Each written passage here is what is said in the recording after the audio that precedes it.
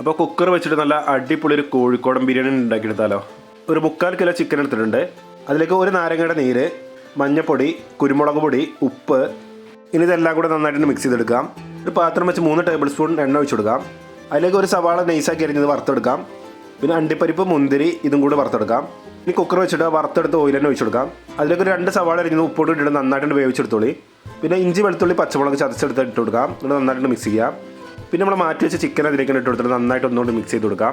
പിന്നെ മൂടി വെച്ചിട്ട് 2 വിസിലുണ്ട് അടുപ്പിച്ചെടുത്തോളി. അപ്പോൾ 1/2 കിലോ ബിരിയാണി അരി എടുത്തിട്ടുണ്ട്. അത് നമുക്ക് വേവിച്ചെടുക്കാം. അതിലേക്ക് കുറച്ച് പട്ട, ഗ്രാമ്പൂ, കുറച്ച് ഓയിലും കൂടി ഒഴിച്ചു കൊടുത്തിട്ട് കഴുകിയെടുത്ത അരി, ആവശ്യത്തിന് ഉപ്പ്, പിന്നെ കുറച്ച് ക്യാരറ്റ് ഇതൊക്കെ പാടിട്ട് ചോറുണ്ട് വേവിച്ചെടുക്കാം. ഇനി നമ്മൾ വേവിച്ചെടുത്ത ചിക്കനിലേക്ക് തക്കാളി അരിഞ്ഞത്, കുറച്ച് മല്ലിയില, അതേപോലെ പുതിയനില, 1 ടേബിൾ സ്പൂൺ വൈറ്റ് കസ്കസ്, അതേപോലെ തൈര്, ഗരം മസാല ഇട്ടിട്ട് നന്നായിട്ടുണ്ട് മിക്സ് ചെയ്തെടുക്കാം. ഒരു 3 മിനിറ്റ് വേവിച്ചതിന് ശേഷം അതിലേക്ക് റൈസ് ഇട്ട് കൊടുക്കാം. അതിലേക്ക് വറുത്ത് വെച്ച അണ്ടിപ്പരിപ്പ്, മുന്തിരി, ഉള്ളി, മല്ലിച്ചപ്പ്, പുതിനയും കൂടി ഇട്ട് കൊടുക്കാം. പിന്നെ 2 ചോറ് ഇട്ട് കൊടുക്കാം.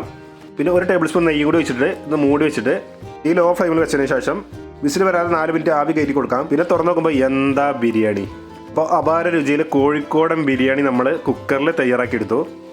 അപ്പോൾ ഇതേപോലെ എല്ലാവരും ഒന്ന് ട്രൈ ചെയ്ത് നോക്കല്ലോ. എല്ലാവർക്കും ഇഷ്ടപ്പെടും.